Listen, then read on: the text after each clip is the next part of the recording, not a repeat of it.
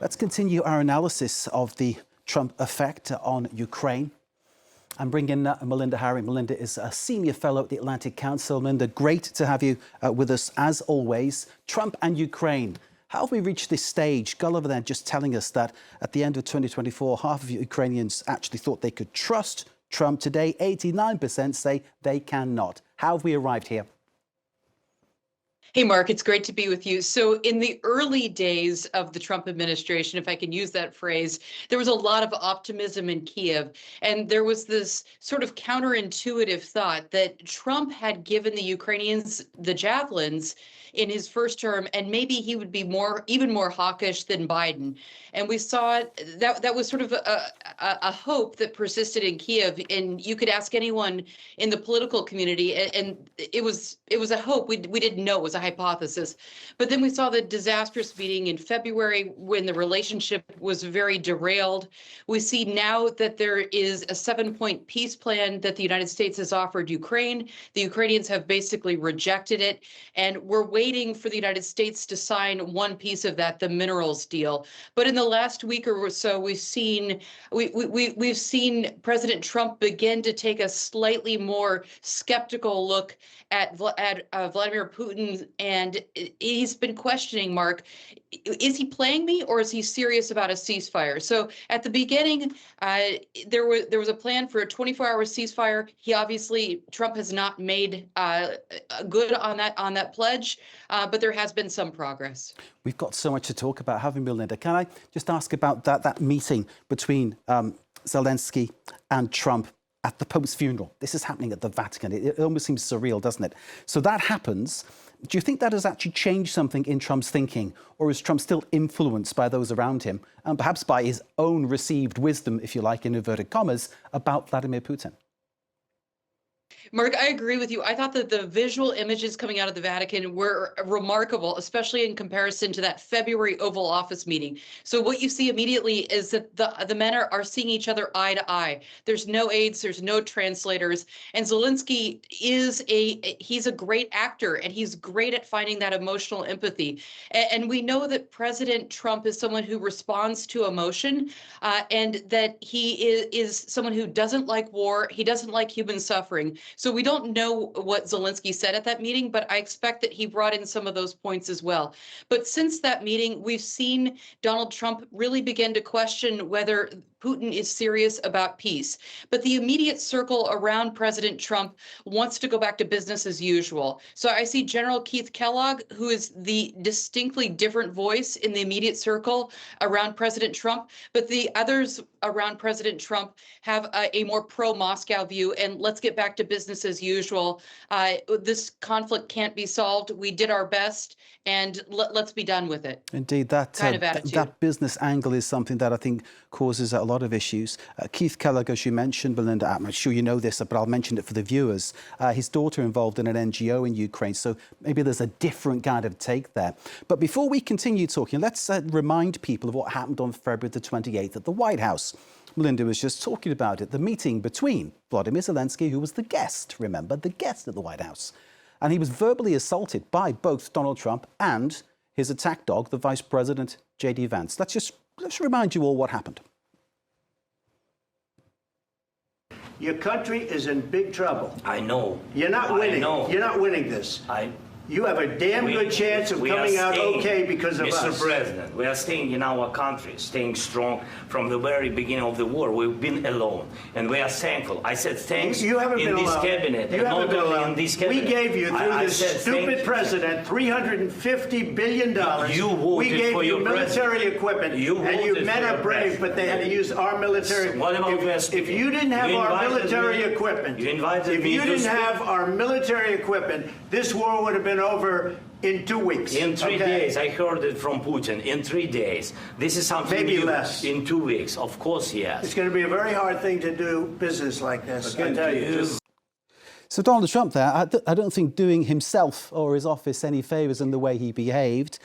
He repeated that lie about $350 billion of aid. It's not that, it's more like 152. Melinda, of course, will correct me and be more precise because she knows far more than I do.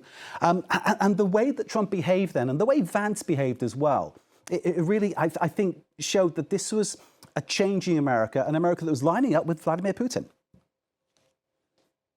Yeah, Mark, it's really hard to go back and watch that interview. It's just very jarring. And if I can make the discussion slightly broader, looking back at the last 100 days, it's shocking how much Donald Trump has managed.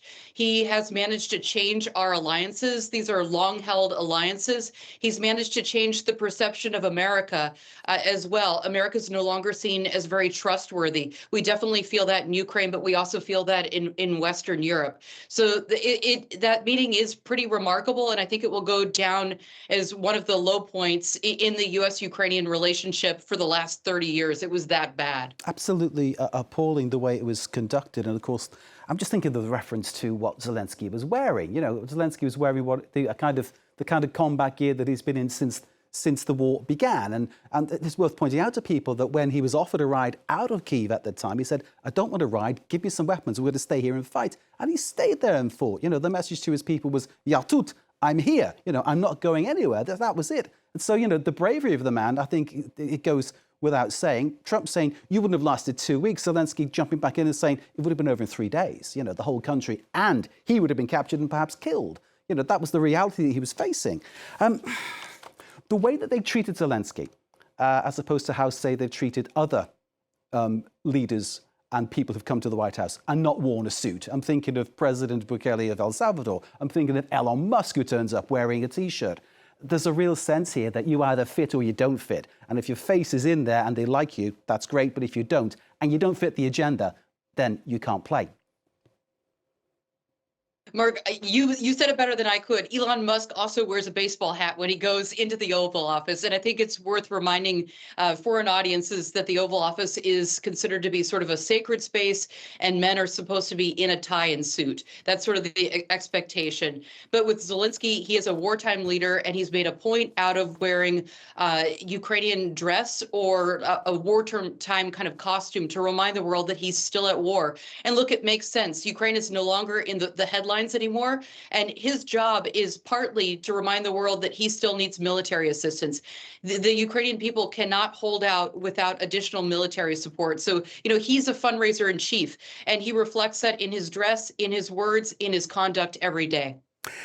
Franklin D. Roosevelt in the Second World War did not criticize Winston Churchill for turning up in similar combat gear.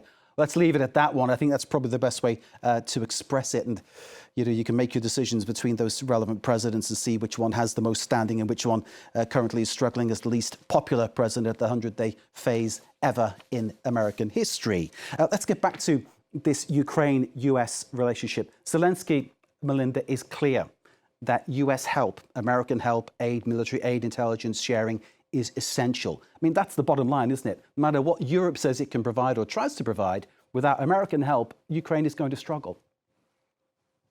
That's right. So the intelligence support is really crucial. And then also allowing other governments, European governments, to buy U.S. weapons and send them over. So, you know, even if Trump says, I'm out, and we're still waiting for him to decide, is he going to continue to negotiate this week? That's one of the big decision points, Mark. And we don't know. His administration has said, I'm really frustrated. I can't get the Russians to agree to a permanent ceasefire. And as we know, he's had difficulties with the Zelensky administration. I think there's a bigger point here, though, that Trump expected to be able to solve the crisis, the war in Ukraine, very easily. He keeps blaming. You'll see every time they give him a microphone, he says, this is not my war. This is Biden's war. He wants to blame it on someone else. But solving this war, getting a real peace agreement that will hold is not something that's easy or light. So the Russians have agreed right now. They've asked for a 3-day ceasefire agreement for May 8, 9, and 10. And this is not a permanent ceasefire, and it's going to do nothing. The only reason that they want it is for optics, and they have major guests, major international guests there. So they want to look good, and they also may want to move some military pieces around on the map, and they don't want Ukrainian drones there to make it a little bit more difficult. But getting that lasting ceasefire agreement is going to require the White House to really push the Russians to enact greater sanctions and force them to the table. And we don't see the Trump administration doing that. And even in the the deal that we expect to see signed today, that mineral deal, Mark, we don't see any security guarantees. And this is a real problem. If the United States doesn't provide security guarantees, it's unclear that the Europeans will as well. Perhaps the most truthful and realistic thing that Trump has said is that perhaps Vladimir Putin is, I think the expression that Trump used was tapping him along, i.e. fooling him, smoke and mirrors, just basically not telling him, just telling him one thing but doing another. That's the case, isn't it? It's absolutely the case. And if you look at the history of ceasefires or ceasefire agreements in Ukraine, you see that pattern over and over again. The Russians will promise a ceasefire and then they violate it. So I think that Donald Trump has he's on the scent, and he's figured out what Vladimir Putin's game is. And you also see, Mark, him growing increasingly frustrated. We saw last week that civilians were hit quite severely in Kiev last Thursday, and Trump saw those images. And like I said before, he is emotional. He doesn't like human suffering, and he called Trump out by name on Truth Social. And we see him after the meeting at the Vatican also saying, "Stop the strikes on civilians." So I'm hopeful that that as Trump learns more about the situation, as he sees the human dimension of this conflict, that he may say enough is enough. I'm sick of this. And we also saw him, Mark, say that he didn't know that Russia had kidnapped more than 20,000 Ukrainian children, and he pledged to do something about it.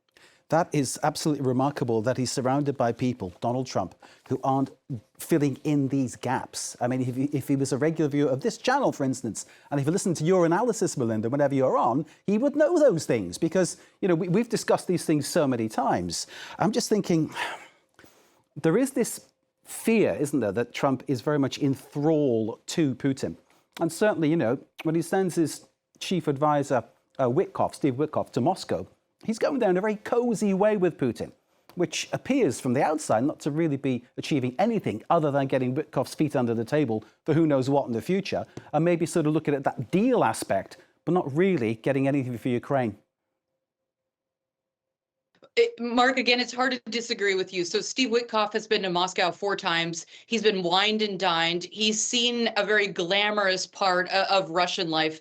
And you know, you see him also sort of bending and scraping in front of Vladimir Putin. And the Russians are very, very good at this. And you have to hope that Witkoff knows what's going on. There's a piece in the Wall Street Journal where an anonymous Trump official said, look, Witkoff knows what he's doing. He's a negotiator, but he wants to get a good deal. So he's not going to come in and call Putin a war criminal. That's just not the right way to negotiate. I hope that's right. Melinda, thank you for that analysis on Ukraine. We're going to move on.